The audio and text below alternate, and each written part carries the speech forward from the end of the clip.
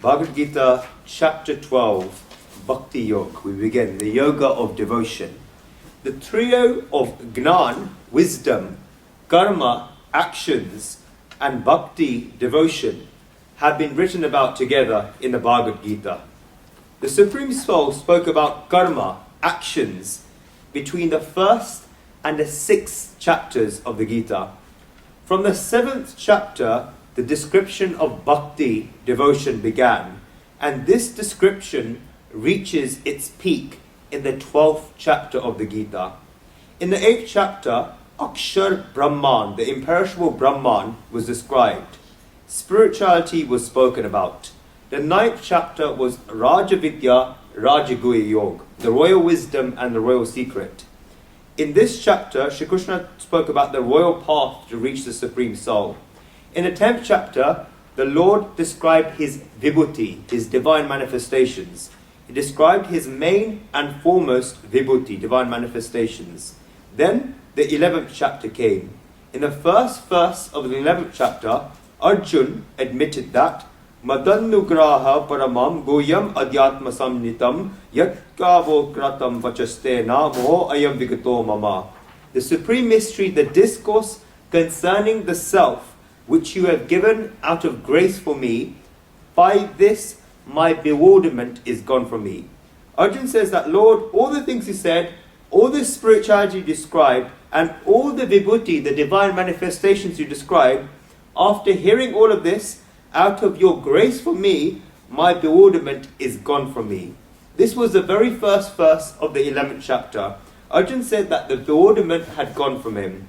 We saw the meaning of this. When Arjun said that my bewilderment is gone from me, then this meant that the Gita is completed.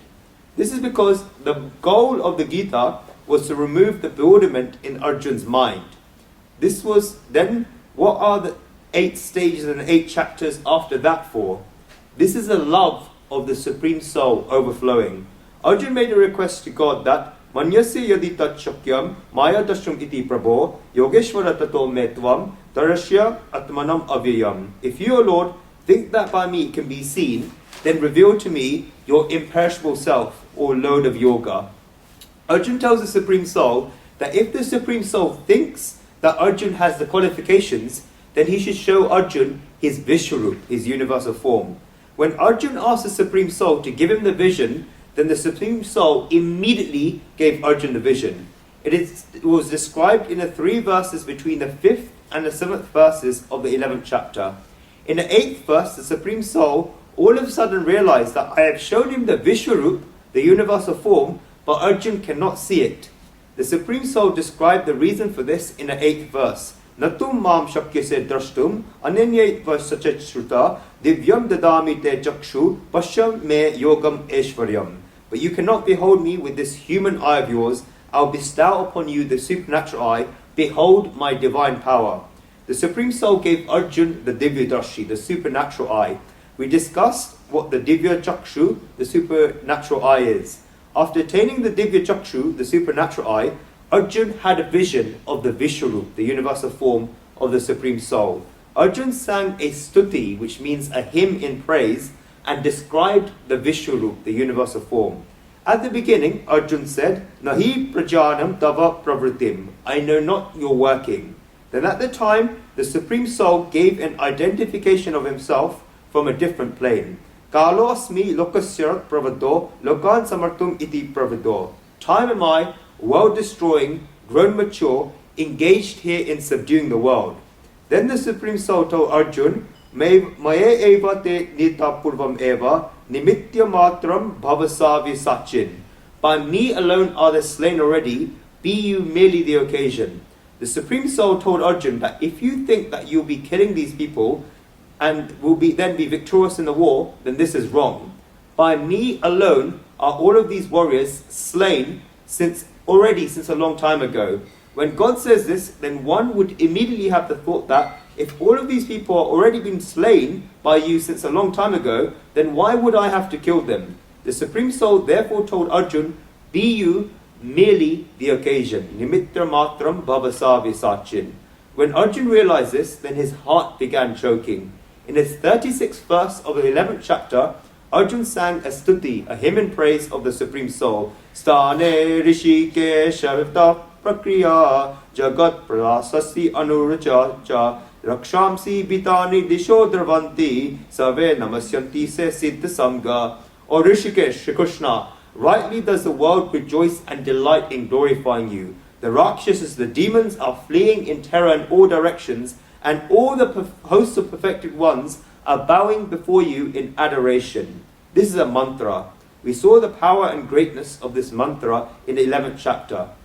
After that, Arjun made a request to the Supreme Soul that, Lord, now show me your human form, take the form of yours that I have been seeing forever.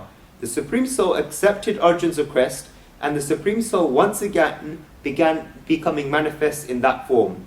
In the last few verses of the 11th chapter, in the 55th verse, Shri Krishna told Arjun, Mad karma kritam mad paramo mad bhakta sangha varitaja nirvinta sarva bhuteshu yas sa mam iti pandava. He who does work for me, he who looks upon me as his goal, he who worships me, free from attachment, he who is free from enmity to all creatures, he goes to me, O Pandava, O Arjun.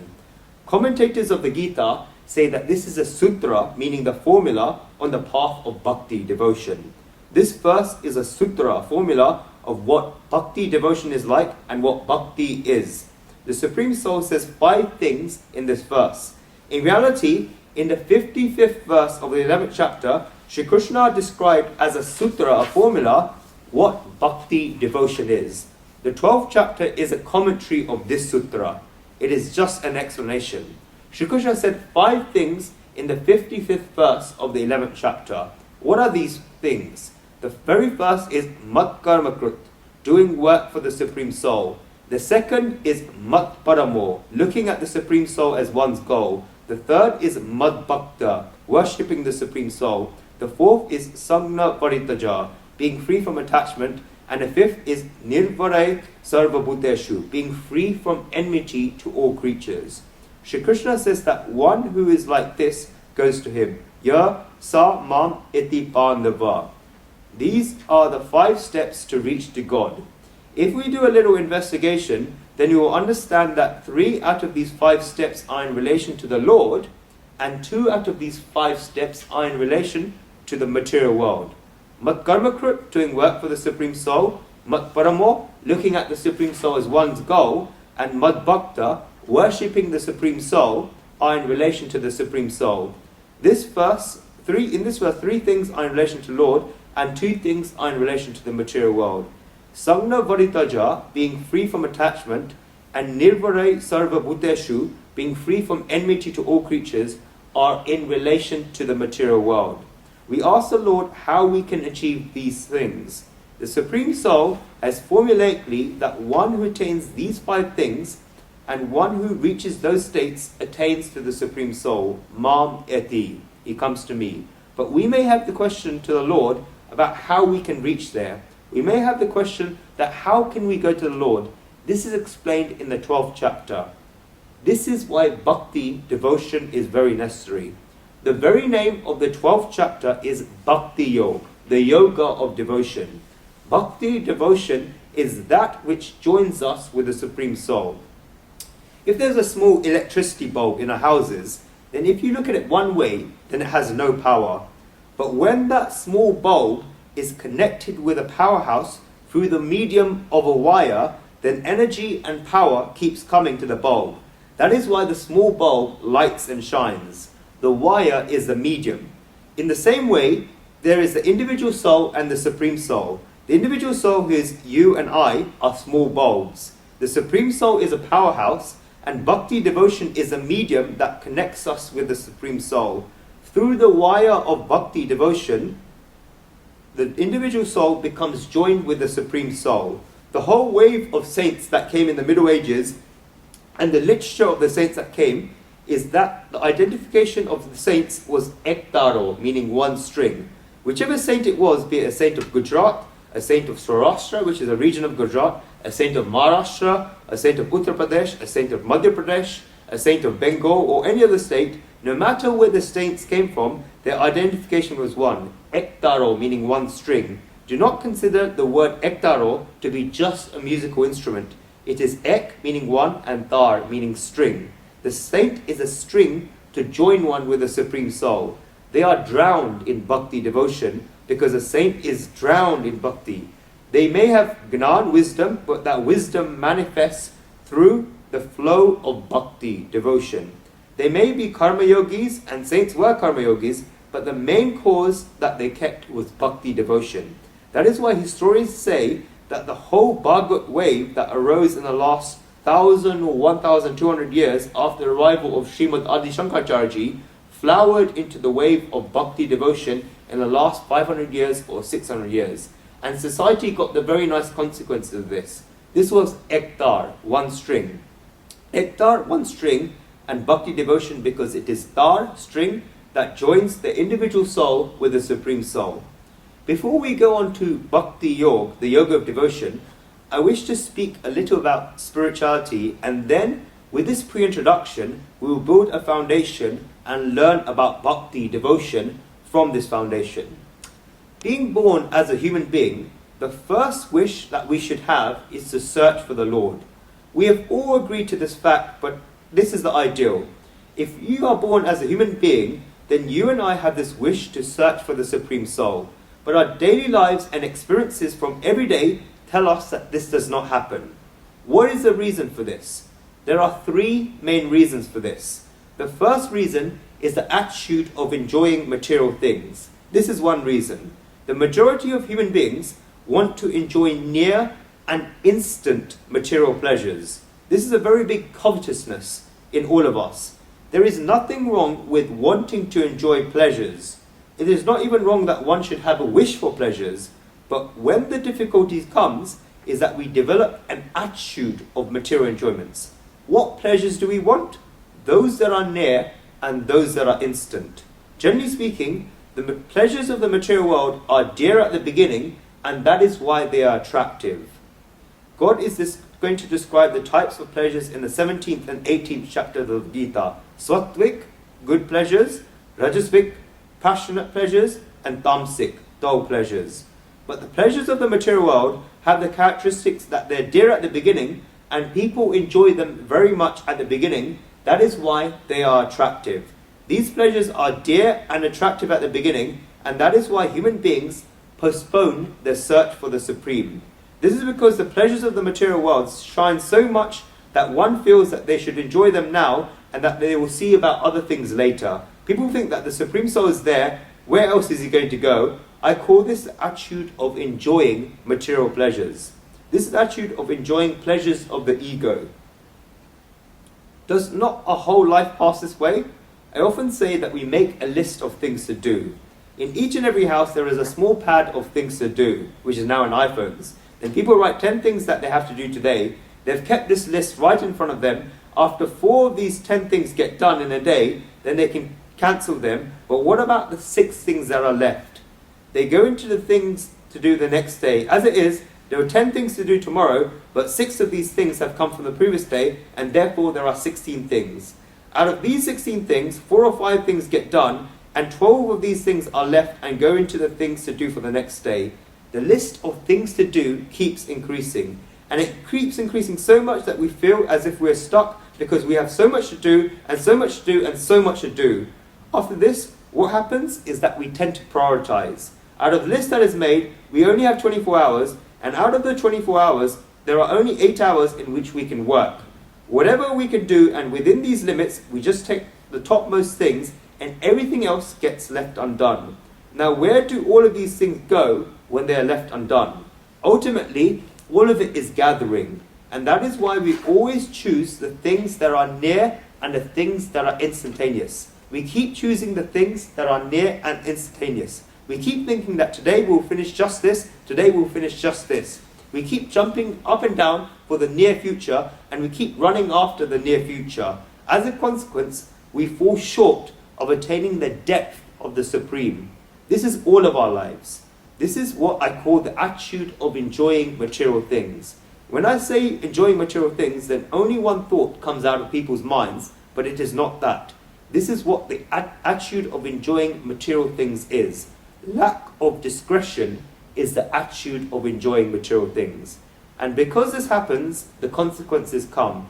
Everybody knows that we should search for the Supreme Soul, and everybody knows that they should perform bhakti devotion of the Supreme Soul, but people fall short of this, and the first reason is the attitude of enjoying material things. The second reason is holding on to things. Holding on to things means the attitude of collecting things. This is the desire to collect and the desire to hold. Again, if I get the pleasure just now, if I find the pleasure dear, and if I find the pleasure attractive, then it is one's nature that the pleasure should keep coming in the future. If I want to make sure that whenever I have a wish for this pleasure, then I should attain that pleasure. From this, the desire to collect things and the desire to hold on to things is born. If I like a sweet today, and it keeps coming up to my mind that what if I wished in my mind to eat this sweet next week, I must have that sweet. This sweet comes from sugar, and therefore I will collect a lot of sugar. And if those sugar gets spoiled, then I'll have the money to go to market and purchase more sugar. Actually, the desire to collect things is born from the lust of pleasures and from the desire of pleasures. The desire to collect things is born from this repetition of the pleasures or the repetition of the object of pleasures. And when this desire to collect things comes, then we fall short of attaining the Supreme. So, this is because we ran after pleasures. We had the attitude of collecting those objects that were giving us pleasures in the past, and because of this, the Supreme Soul went down in the list of priorities. That is why you see in the Jain religion, in the 5 great principles, the noble truths that Bhagwan Mahavir gave, aparigraha, non-possessiveness, was given a very big place. People should not collect pleasures. If pleasures come, then we should enjoy them, but one should make sure that they do not have the attitude that these pleasures should keep coming in the future, and that one should make efforts for this. If we're sitting at the seaside and a big wave comes and makes our feet wet, then we enjoy it. But if one goes and stands by the sea so that the wave keeps coming to their feet, then this will not work. What happens on the majority of occasions is that one gets this wherever 1 or 2 waves comes. In the same way, in the system of the world, whenever an object comes, an object is sent to us from the Supreme Soul, then I will accept that pleasure and I will not say no to it. If I'm sitting on the seaside and a wave comes, then I will not stand up and run away from it. I will enjoy it, but I will not stand in the middle of the sea so that these waves will keep coming and keep working my feet. This is because those people who go stand in the middle of the sea will get pulled by the undercurrents. Whether the next wave comes or not, then this does not matter. I'm talking about the attitude of aparigraha, non-possessiveness, because it is not a rejection of pleasures, but a rejection of bondages to pleasures. The action of aparigraha, non-possessiveness, is not a rejection of pleasures. I have a watch. By becoming aparigraha, non-possessiveness, should I leave the watch? No, because this is going on to one extreme. If one does this, then they have not understood aparigraha, non-possessiveness. But if this watch makes me feel incomplete without it, then I should give up this watch. If I feel that I'm incomplete without this watch, then this is an attitude of parigraha, possessiveness. While it is not making a difference to me and I'm just using it as a means, then there is nothing wrong. This is aparigraha, non-possessiveness. The third reason is agnan, ignorance. What is agnan, ignorance? The first agnan, ignorance, is agnan of oneself, ignorance of oneself. This is ignorance of the self and the pure self. And where does this ignorance come from? It comes from when the human being sits in the chariot of the attitude of enjoying pleasures and the desire to collect things. As a consequence of this, the human being becomes agnani, ignorant. This agnan, ignorance, keeps the human being far from the Supreme Soul. This is because the human being has drowned in the attitude of enjoying material pleasures and has drowned in parigraha, possessiveness, because of the attitude of collecting things. Of the pleasures that one is enjoying and the pleasures that one is collecting, the ultimate consequence of this is that the human being becomes agnani, ignorant. Because of this agnan, ignorance, the Supreme Soul gets forgotten and one falls short of attaining the Supreme Soul. What is the solution for this? We have discussed the problem and the problem has been diagnosed. What is the solution for this? The very first thing in the solution is to make a decision that the Supreme Soul cannot be attained through karmas. The Supreme Soul cannot be attained through actions. The truth of the Lord and the truth of God cannot be attained through karmas, actions. The reason for this is that those things that can be attained through karmas and actions, and those things that are manifested through karmas and actions, have the characteristics of creation and destruction. If something is born and is created, then it will be destroyed. The first thing is that the Supreme Soul cannot be attained through karmas, actions. Second, that thing which is born has bondages to time and place. They are within time and place. Therefore, they are either far in the future, have happened in the past, or are no longer here, etc.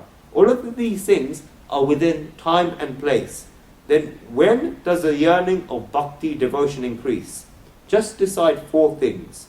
All of the religions of the world, all of the sects of the world, all of the preachers in the world, wherever they are and whatever language they are speaking, they will certainly say one thing, and that is that the Supreme Soul is omnipresent.